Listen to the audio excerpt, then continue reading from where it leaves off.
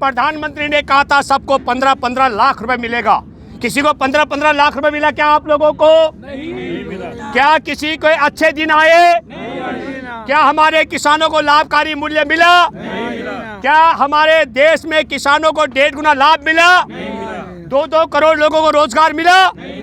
प्रधानमंत्री ने झूठ बोला। 32 किसानों की शहादत हो गई। 4 डिग्री तापमान में खुले आसमान के नीचे बैठे हैं। इन नालायक सरकारों ने आतंकी वारदात दी।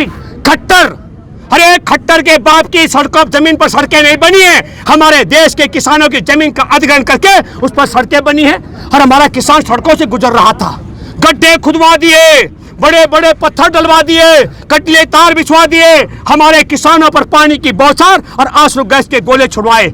और अब मोदी कह रहा है हमारे देश के लोगों को, हमारे किसानों को मोदी पर यकीन करना चाहिए। के किसानों को गुमराह किया गया है। पर एक और बड़ी बात चल रही है, जगह जगह टेलीविजनों में चर्चा चल रही है, पूरी सरकार सड़क पे आ गई। सरकार कह रही है हमारे देश का प्रधानमंत्री की बात पर यकीन करो। प्रधानमंत्री सदैव सच बोलते हैं। हमारे देश की राजधानी दिल्ली के चारों तरफ, अभी हम यहाँ गाजीपुर में हैं, सिंधु बॉर्डर से लेकर टिकरी बॉर्डर, चारों तरफ लाखों किसान डटा हुआ है। मैं देश के 137 करोड़ आबादी के पास प्रधानमंत्री के सच और झूठ की पोल खोल करता हूं। पहले हमारे देश का प्रधानमंत्री कह रहा है ये तीनों काले कानून बहुत अच्छे किसान के पक्ष में है। मेरी बात पर यकीन करो। ठीक उसी तरीके से जैसे प्रधानमंत्री ने कहा था सबको 15-15 लाख रुपए मिलेगा। किसी को 15-15 लाख रुपए मिला क्या आप लोगों को? नहीं मिला। क्या किसी को अच्छे दिन आए? नहीं। क्या हमारे किसानों को लाभकारी मूल्य मिला? नहीं। क्या हमारे देश में किसानों को 1.5 गुना लाभ मिला? नहीं। 2-2 करोड़ लोगों को रोजगार मिला? नहीं। प्रधानमंत्री ने झूठ बोला। प्रधानमंत्री ने ताली बजाई देर रात को और नोट बंद करते समय दावा किया देश में आतंकवाद खत्म हो जाएगा, भ्रष्टाचार खत्म हो जाएगा और काला धन का व्यवस्था खत्म हो जाएगा। क्या हमारे देश में आतंकवाद खत्म हो गया? नहीं। नोटबंदी के बाद पठानकोट, उरी से लेकर पुलवामा तक हमारे देश के में आतंकी वारदात, जिसको संघ परिवार ने जो हमारे भारत की जेल में बंद था आतंकवादी, उसे कंधार पहुंचाया और कंधार पहुंचकर पाकिस्तान में बैठ करके हमारे देश के राष्ट्रीय सुरक्षा सलाहकार का बेटा, पाकिस्तानी आतंकवादियों को फाइनेंस करने वाला सैयद अली अब्बास का पार्टनर है, वो वहां से आतंकवादियों को इनके इशारे पर पैसे भेजता है और वो आतंकवादियों को वारदात करता है। भारत में आतंकवादी वारदात नहीं रुकी। क्या हमारे देश में भ्रष्टाचार खत्म हो गया क्या? नहीं। हमारे देश में काला धन खत्म हो गया क्या? नहीं। तो प्रधानमंत्री सच बोला, नोटबंदी क्या झूठ बोला? जल्दी बोलिए। झूठ बोला। प्रधानमंत्री ने कहा टैक्स पद्धति बदल करके हमारा देश धनवान हो जाएगा, तो दशकों से चली आ रही टैक्स पद्धति को बदल करके जीएसटी में इन दोनों से नोटबंदी और टैक्स पद्धति बदल करके हमारे देश के उद्योग और व्यापार चौपट हो गए, तो देश धनवान हुआ कि गरीब हुआ? आप मुझे बताइए। प्रधानमंत्री ने तीसरी बात कही, 30 जनवरी को कोरोना भारत में आ गया था। 54 दिन तक हमारे देश में जहाज से लेकर रेल, उद्योग, व्यापार सब चलता रहा और 24 मार्च को ताला लगाते समय नरेंद्र मोदी बोले ये हमने 18 दिन में महाभारत जीता है और 21 दिन में कोरोना से जीत जाएंगे। तो क्या कोरोना से देश बच गया क्या? नहीं बचा। तो झूठ बोला प्रधानमंत्री ने, सच बोला? झूठ। ये मैं आपको बताना चाहता हूँ। चौथी बात, प्रधानमंत्री ने 1990 में कहा मैं अपना घर छोड़ के आ गया था, 17 साल में मैं पढ़ा लिखा नहीं हूँ, और 2014 में ग्रेजुएशन की डिग्री दिखाई। ये झूठ है कि सच है? मुझे बताइए। झूठ। तो डिग्री फर्जी, नोटबंदी के समय वादा झूठा, टैक्स पद्धति में वादा झूठा, देश को ताला बंद करके लॉकडाउन करके देश में 15,000 करोड़ का नुकसान उद्योगों को और होटल इंडस्ट्री को 5,000 करोड़ का नुकसान। 14,445 रेल रोज चलती थी, 200 चल पा रहे, पूरा रेलवे चौपट हो गया।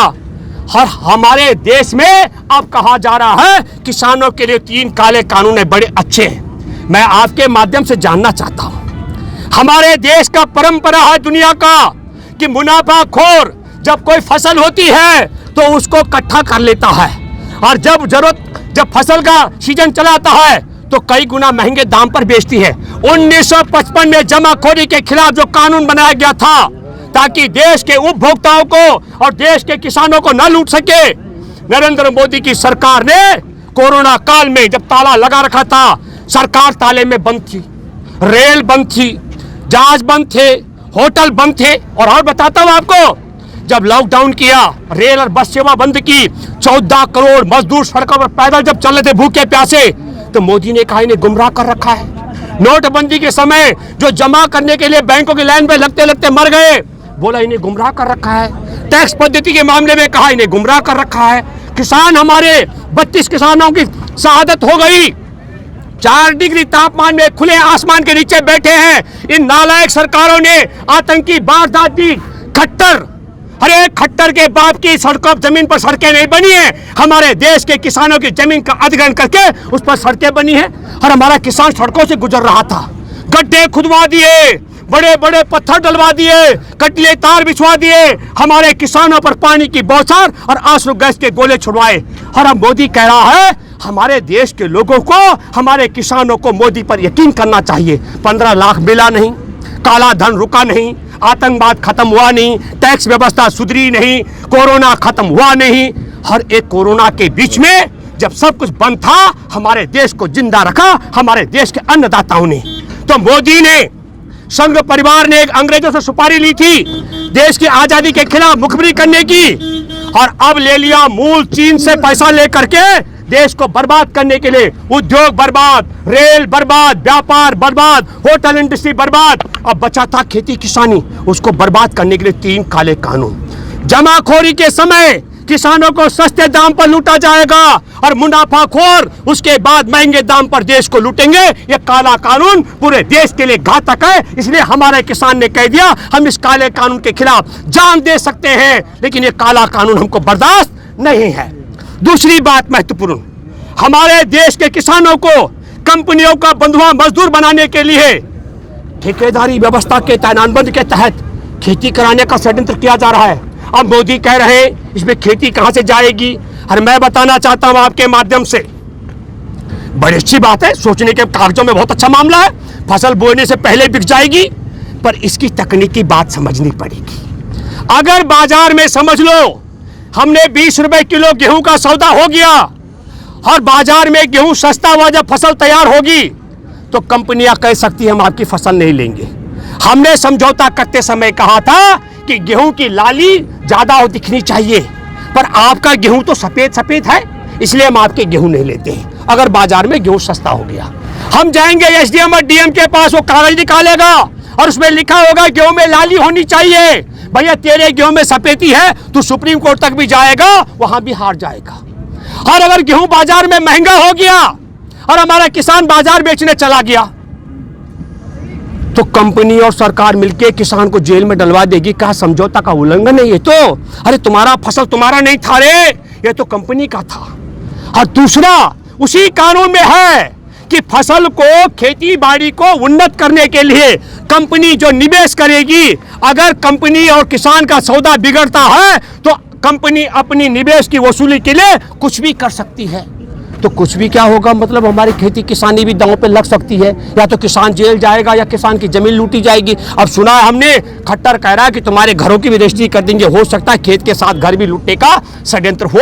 और दूसरी बात मैं कहना चाहता हूं, जिसके लिए हमारा किसान जान की बाजी लगा रहा है, न्यूनतम समर्थन मूल्य। अगर हमारा भारत सरकार ने कहा हम 19 रुपए में गेहूं लेंगे और बाजार में 40 रुपए किलो गेहूं हो जाए, तो हमारा किसान बाजार में जाके बेच सकता है। न्यूनतम समर्थन मूल्य के आधार पर सरकार हमारे किसान को जेल में नहीं डालती है। इतनी सी बात इन नालायकों को समझ नहीं आ रही है। और तीसरी बात मोदी कह रहे मंडी व्यवस्था कहां खत्म होगी। अरे मूर्ख आदमी, मंडी में सामान बिकना बंद होगा तो मंडी स्वतः ही खत्म हो जाएगी। हमने नहीं कहा कि कानून से खत्म होगी, हमने कहा 3-4 साल तक जब मंडी पर सामान अनाज बेचने जाएगा किसान, उससे पहले कंपनियां बाहर महंगे दाम पर खरीद लेंगी, क्योंकि 6,900 मंडियों पर अदानी और अंबानी की नजर लगी हुई है और अदानी और अंबानी से कह दिया मोदी ने, तुम किसानों को 100 रुपए क्विंटल महंगे दाम पर खरीदारी करना ताकि आरती भी भूखे मरे, सब भूखे मरे। मैं आपके माध्यम से एक और सवाल करना चाहता हूं, जो अंधभक्त जो अन्न खाते हैं वो हमारे देश के अन्नदाता किसान के साथ है और जो गंद खाते हैं वो इस काले कानून और मोदी के साथ खड़े हैं। अब मैं आपके माध्यम से एक बड़ा सवाल करना चाहता हूं। मैं कल उनका था अर्नब का टेलीविजन वाला मेरे घर पर आए थे, मैं आया टिकरी बॉर्डर से, मैंने कहा भाई कौन कौन चर्चा में है, तो उनके त्रिवेदी भी थे, तो मैंने कहा चलो बात करता हूं। मैं आपके माध्यम से जानना चाहता हूं, बाबा साहेब के जन्मदिन पर नरेंद्र मोदी ने कहा था 14 अप्रैल 2016 को कि मैं इनाम लेकर आया हूं किसानों के लिए, इलेक्ट्रॉनिक नेशनल एग्रीकल्चर मार्केटिंग, ये 1000 मंडी जुड़ पाई है उसमें। तब कहा था ये किसानों के लिए, ये आढ़तियों के लिए और देश के उपभोक्ताओं के लिए, इससे बढ़िया कोई व्यवस्था नहीं हो सकती। मैं दावे के साथ में कह सकता हूं, हम सब लोगों ने तालियां बजाई, अच्छी बात कर रहा है मोदी, तारीफ कर रहा है हमारी पुरानी व्यवस्था की। और 2020 में कहता है मोदी मंडी व्यवस्था ठीक नहीं है, आढ़ती चोर डकैत होते हैं। तो हम ये जानना चाहते हैं कि नरेंद्र मोदी ने कौन सा नशा किया था 2020 में। हमको ये पता लगा है कि अदानी अंबानी जब लोन, तेल, लकड़ी और कफन के कपड़े बेचने के धंधे में बाजार में आए, उसके बाद से नरेंद्र मोदी को एक नशा हो गया देश को बेचने का और देश को बर्बाद करने के लिए। सब कुछ बर्बाद करने के बाद खेती किसानी को बर्बाद करने के 3 काले कानून लेकर के आया है Narendra Modi. One side delivery करते हैं। कल उन्होंने एक बहुत बड़ा प्रोग्राम किया, वो कह रहे लोगों को समझ नहीं आता नोटबंदी के क्या क्या लाभ हुए। तेरे गिनती करा लो मोदी, क्या क्या लाभ हुए। वो कहते हैं जीएसटी के बहुत लाभ हुए, गिनती करा दो। वो कहते तालाबंदी के लिए अरविंद केजरीवाल जिसने दिल्ली में जेल बनवाई, निरंकारी सत्संग ग्राउंड की, हम क्या सत्संग करने दिल्ली आ रहे लाला जी को बताइए। और तीसरी बात मैं कहना चाहता हूं, हमारे सुप्रीम कोर्ट में सुप्रीम कोर्ट की भूमिका पंचायत की नहीं हो सकती। मुख्य न्यायाधीश जी, आप कानून को लागू करते हैं, एक आदेश दीजिए, मोदी सरकार संसद का सत्र का आयोजन करे और वहां हमारे किसान नेताओं को बुलाया जाए और इन 3 काले कानूनों को हटाया जाए और कैसा सुधार होना है इसके लिए संसदीय समिति का गठन हो और संसदीय समिति का गठन करके नए तरीके से कानून बनाने की प्रक्रिया शुरू हो। ये पंचायत वाला सिस्टम बीच में हमको मंजूर नहीं है, ये बात भी मैं कहना चाहता हूं। और एक बात मैं ये कहना चाहता हूं, हमारे किसानों ने सड़कें नहीं रोक रखी है, सारे के सारे बॉर्डर पर पुलिस के बैरिकेड लगे हुए हैं, पुलिस बैरिकेड हटा देगी, हमारा किसान संसद की चौखट पर बैठेगा, हमारे किसानों की लाश जा रही है वापस। हमारे किसानों ने तय कर दिया काला कानून खत्म करके जाएंगे, हमारी भले लाश वापस जाएगी, हम जिंदा वापस तब जाएंगे जब काले कानून खत्म हो जाएंगे। धन्यवाद, जय हिंद, जय भारत। अगर आपने अभी तक हमारा चैनल सब्सक्राइब नहीं किया है तो सब्सक्राइब करें और घंटी का बटन बिल्कुल भी दबाना ना भूलें ताकि सभी लेटेस्ट खबरें पहुंच सकें आप पे सबसे पहले।